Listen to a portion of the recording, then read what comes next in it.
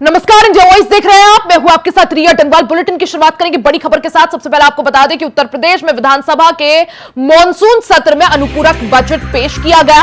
वित्त मंत्री सुरेश खन्ना ने बजट पेश किया। 12,909 करोड़ का यह अनुपूरक बजट है। बजट में परिवहन विभाग पर सबसे ज्यादा फोकस किया गया है। परिवहन विभाग के लिए 1000 करोड़ जारी किए गए हैं। साथ ही ऊर्जा क्षेत्र में भी विकास के लिए बजट जारी किया गया है। ऊर्जा विभाग के लिए 2000 करोड़ का यह बजट। नए पुलों के निर्माण के लिए भी बजट जारी हुआ है। ओपन जिम के लिए 100 करोड़ की धनराशि। साथ ही संस्कृति विभाग के लिए 74 करोड़ का इसमें प्रावधान है। छात्रों के लिए बजट में 4000 करोड़ रुपए की राशि जारी की गई है। तो इससे पहले फरवरी महीने में 7 लाख करोड़ से ज्यादा का बजट जारी किया गया था। हालांकि अब सप्लीमेंट्री बजट के तहत 12,909 करोड़ रुपए जारी किए गए हैं। ज्यादा जानकारी के लिए सीधा रुख कर लेते हैं संवाददाता मोहम्मद आसिफ का। मोहम्मद आसिफ, जिस तरह से अनुपूरक बजट आज पेश किया गया, 12,909 करोड़ का यह बजट, इस बजट में क्या कुछ खास है?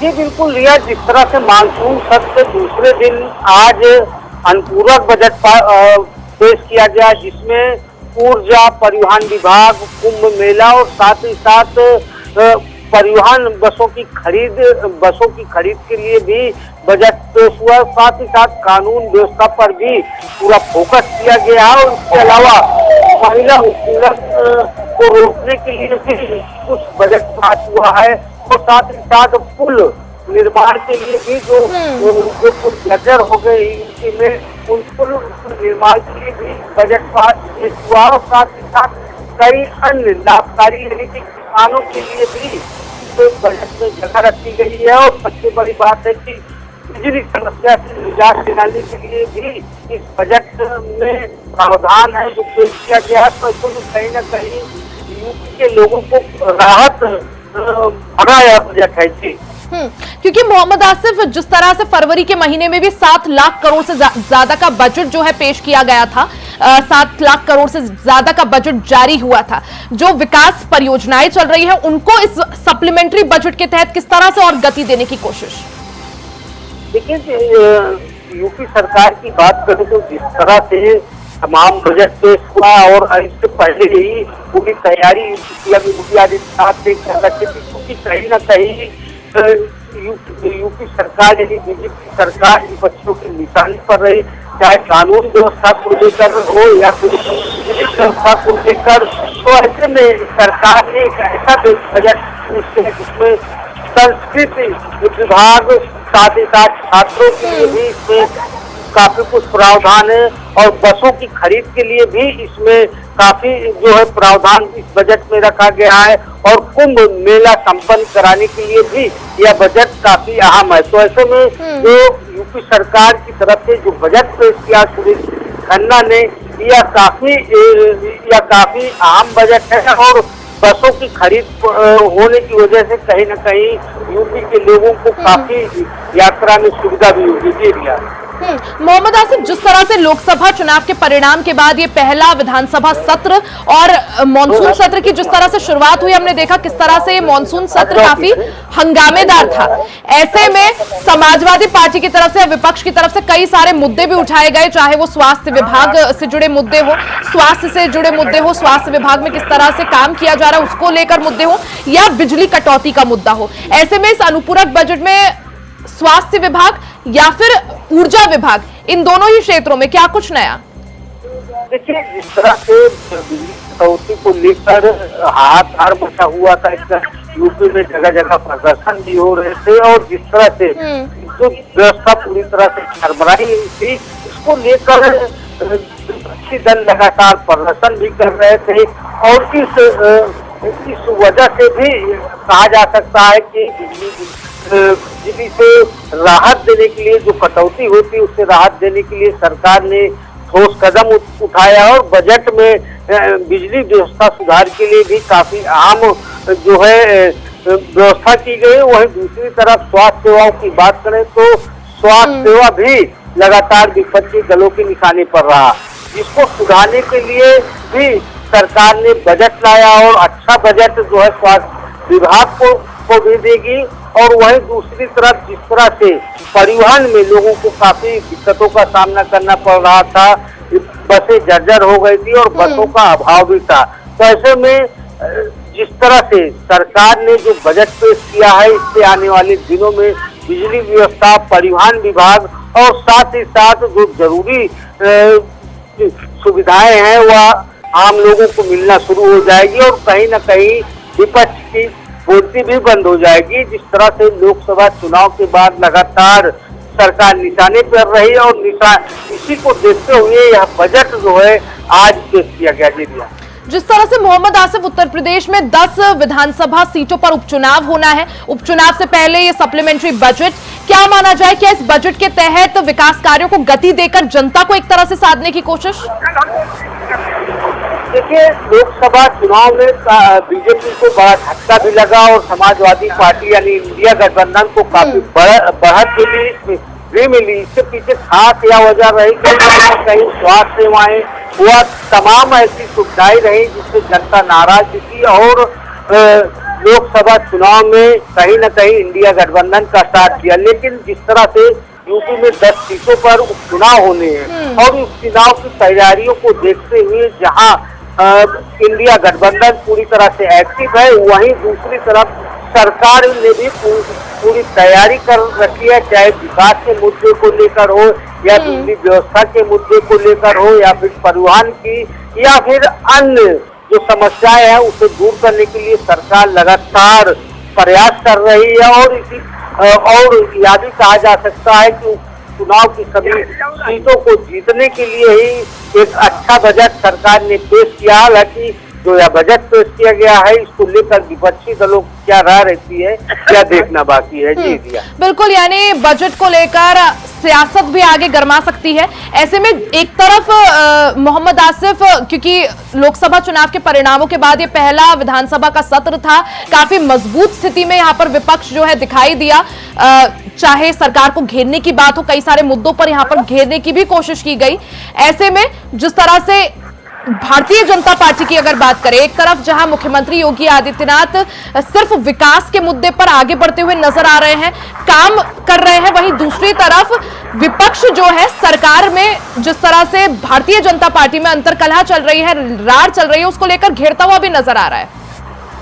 ये निश्चित तौर पर लोकसभा चुनाव परिणाम के बाद कहीं न कहीं बीजेपी जो है पूरी तरह से विपक्षियों के निशाने पर रही। वजह यह भी रही कि कई ऐसी हादसे हैं जहां पर बीजेपी को मुंह की खानी पड़ी और इस परिणाम के बाद कहीं न कहीं जो है बीजेपी में आपसी कलह भी देखने को मिली। कई विधायक और मंत्रियों ने लेटर वायरल किया और सरकार के कामकाज पर सवाल भी खड़े किए। तो ऐसे में यह कहा जा सकता है कि जिस तरह से परिस्थितियां बदल रही है, क्योंकि कैबिनेट की बैठक में डिप्टी सीएम केशव प्रसाद मौर्य और ब्रजेश पाठक भी मौजूद रहे, जिसके बारे में यह कयास लगाया जा रहा था कि सीएम से दोनों डिप्टी सीएम के रिश्ते ठीक नहीं चल रहे हैं। लेकिन आज तस्वीरें सामने आई, उससे कहीं न कहीं कयास लगाया जा रहा है कि हाईकमान की नसीहत और बैठक के बाद दोनों डिप्टी सीएम और सीएम के बीच रिश्ते भी सुधरते दिखाई दिए। वहीं दूसरी तरफ कल ही बिल्कुल, यानी भारतीय जनता पार्टी में खींचतान के बीच अब बदली हुई तस्वीरें यहां पर नजर आ रही है। हालांकि इसी बीच अनुपूरक बजट जो है पेश कर दिया गया, 12,909 करोड़ का ये बजट। ऐसे में किस तरह से विकास कार्यों को, विकास परियोजनाओं को और गति यहां पर इसके तहत दी जाती है, उस पर सभी की निगाहें। मोहम्मद आसिफ, बहुत बहुत शुक्रिया जानकारी के लिए। आपको सीधा टिहरी गढ़वाल लिए चलते हैं, जहां मुख्यमंत्री पुष्कर सिंह धामी पहुंचे हैं और राहत बचाव कार्यों का निरीक्षण कर रहे हैं। प्रधानों ने अपने अपने क्षेत्र की यहाँ पर बात रखी है, विधायक जी ने भी रखी है, पूर्व विधायक जी ने भी रखी है, हमारे अन्य लोगों ने भी यहाँ पर बात रखी है। मैं आप सब लोगों से मिलता हुआ आ रहा हूँ, तो रास्ते में भी कुछ लोगों ने मुझे अनेक प्रकार से जानकारी दी है और जिलाधिकारी लगातार काम कर रहे हैं और जितने लोगों का भी जहाँ पर भी आपदा राहत के जो इस प्रकार के और भी अगर हमको कैंप लगाने की आवश्यकता पड़ेगी तो आपदा राहत का और भी जो है कैंप बनाया जाएगा। किसी को भी कहीं पर भी जो खतरे की जद में आने वाले गांव हैं या जो भी मकान है, उनमें से निश्चित रूप से लोगों को राहत शिविरों में लाया जाएगा। और जो आप लोगों ने बात करी है, क्योंकि ये हमारे लिए एक बार 2012-13 में भी इस क्षेत्र में बड़ी आपदा आई थी, मुझे ध्यान है उस समय भी काफी नुकसान हुआ था। और पूरे हमारे राज्य जो हिमालयी राज्य, उत्तराखंड राज्य, ऐसे राज्यों में हर बार की जो बारिश होती है वो बारिश हमारे लिए बहुत कठिन होती है। बरसात का समय, बहुत मानसून का समय, बहुत कठिनाई का समय होता है। हर साल आपदा में किसी न किसी रूप में हमको सामना करना पड़ता है। आपने देखा होगा कभी केदारनाथ की आपदा आ जाती है, कभी हमारी बलनावत पर्वत उत्तरकाशी की आ जाती है, फिर रैणी की आपदा आ जाती है। पिछले सालों में देहरादून के आसपास के क्षेत्रों में काफी आपदा आई थी। अभी रुद्रप्रयाग में भी काफी सारा नुकसान हुआ है, पुल बह गए हैं, उधर भी बादल फटा है, उत्तरकाशी में भी। उधर धारचूला से आगे का भी जो सीमांत क्षेत्र है आदि कैलाश का, वहां भी संपर्क कटा हुआ है। लेकिन हमने सभी जगह, मैं स्वयं सब जगह बात भी कर रहा हूँ, सारे अधिकारियों से जानकारी भी ले रहा हूँ।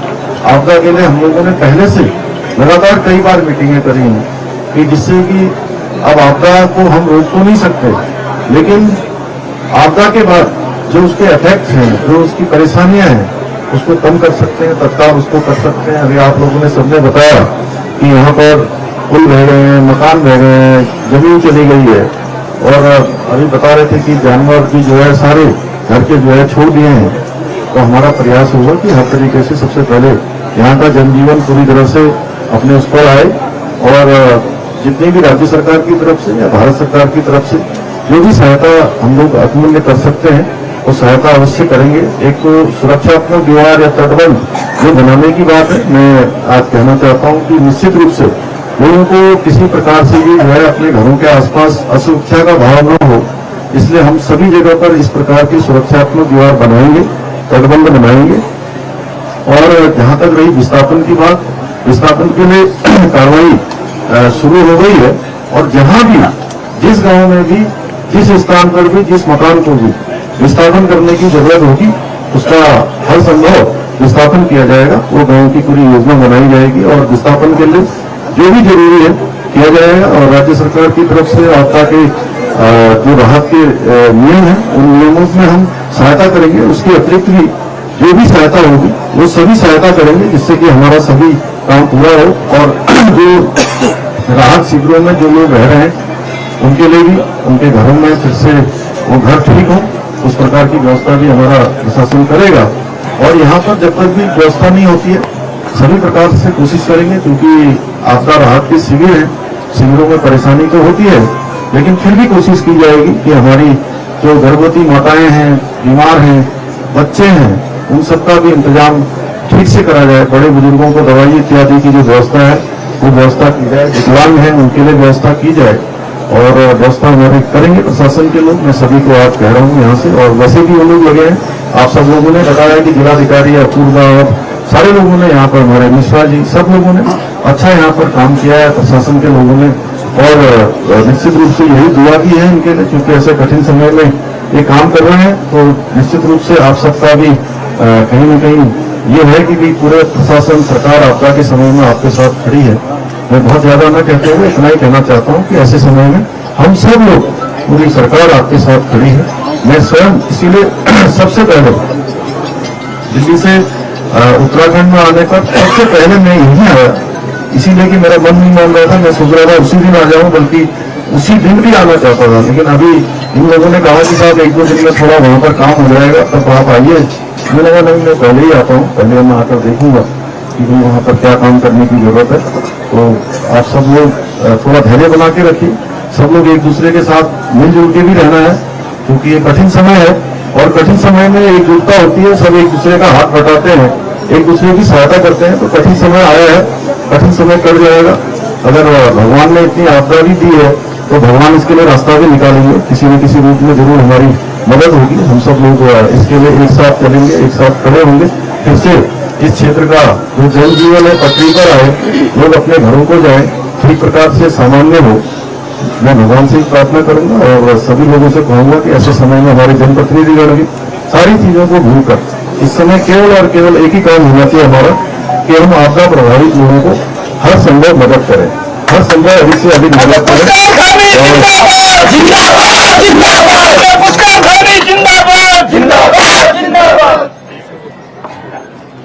जो भी है, और जो पुल बनाने हैं, स्कूल बनाने हैं, रास्ते बनाने हैं, भूस्खलन के लिए सुरक्षात्मक दीवार बनानी है, या जो भी काम करना है उसके लिए कहीं भी कोई पैसे की कमी नहीं आने दी जाएगी, कोई ये नहीं समझेगी किसी प्रकार का। और मैंने जिलाधिकारी से कहा है कि इनके पास आपदा के राहत के लिए देने के लिए अभी इन्होंने बताया कि कुछ 1 करोड़ से ज्यादा।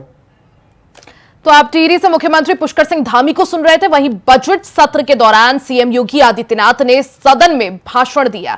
इस दौरान उन्होंने महिला सशक्तिकरण को लेकर बयान दिया, साथ ही माता प्रसाद पांडे के नेता प्रतिपक्ष बनने पर तंज भी कसा और शिवपाल सिंह यादव पर चुटकी भी ली, जिस पर शिवपाल सिंह यादव ने सीएम योगी आदित्यनाथ पर पलटवार किया। क्या कुछ कहा शिवपाल सिंह यादव ने, आइए आपको सुनाते हैं। हमें कच्चा नहीं मिला है।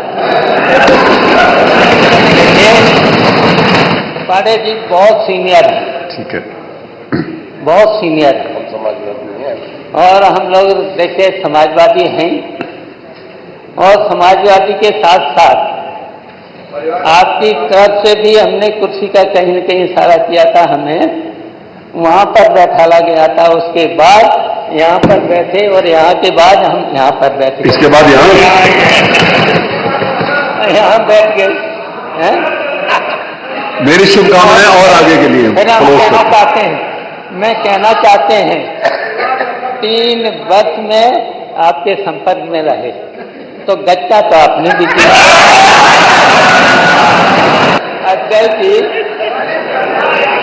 जी जब आपने गच्चा दिया तो उत्तर प्रदेश इस चुनाव में पीछे रह गया, बहुत पीछे चला गया, समाजवादी पार्टी आगे हो गई। और फिर अब देख लेना 27 में समाजवादी पार्टी फिर से हरा देगी, और आपके जो deputy minister deputy chief minister हैं, वो आपको फिर गच्चा देंगे।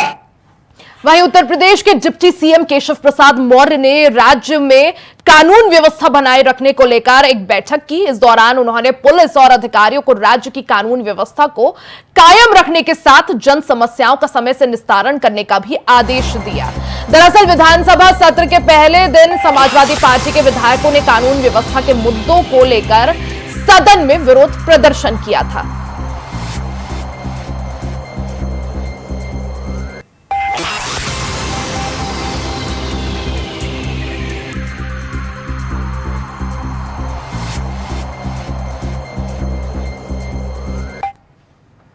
वहीं बिजनौर के नजीबाबाद इलाके में बाइक और मोबाइल लूटकर भाग रहे बदमाशों से पुलिस की मुठभेड़ हो गई। मुठभेड़ में एक बदमाश के पैर में गोली लग गई, जबकि पुलिस 3 बदमाशों को पकड़ लिया। पुलिस ने बदमाशों के पास से 2 तमंचे, 1 बाइक और कारतूस भी बरामद किया है। पुलिस आरोपियों को गिरफ्तार कर कानूनी कार्रवाई में जुट गई है। इस सूचना पर पुलिस ने आरोपियों को पकड़ने के लिए चेकिंग अभियान भी चलाया।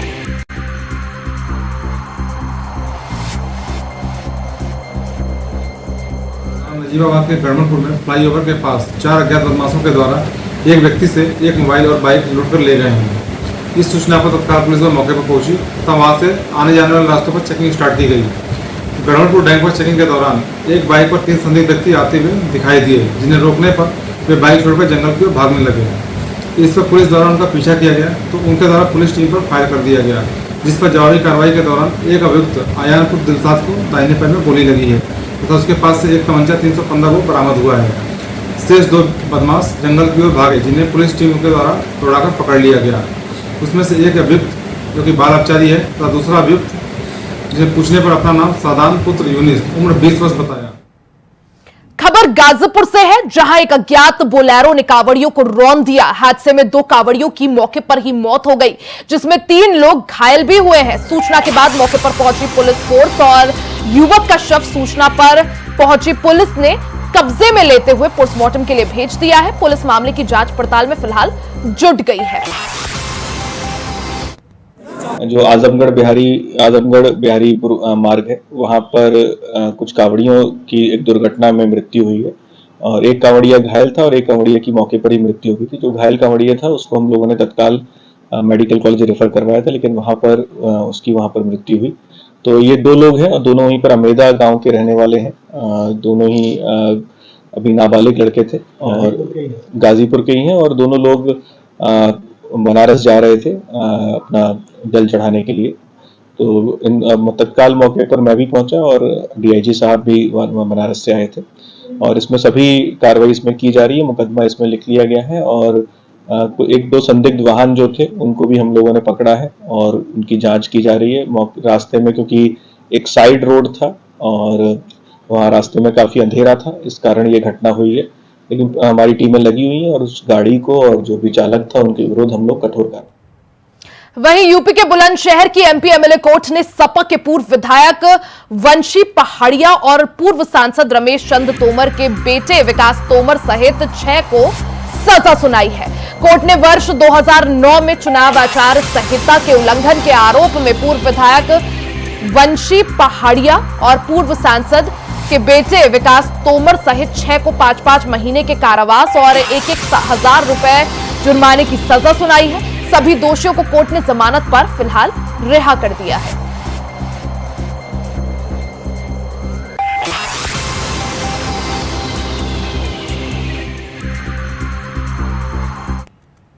इसी के साथ इस बुलेटिन में फिलहाल के लिए सिर्फ इतना ही। खबरों का सिलसिला जारी रहेगा, बने रहे हमारे साथ।